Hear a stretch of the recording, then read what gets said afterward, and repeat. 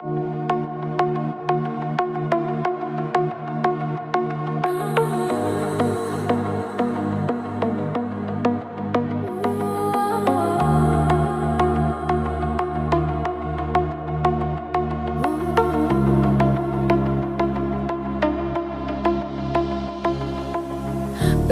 çok incitmişim sevdiğim insanları, belki çok aldatmışım can diyen cananları.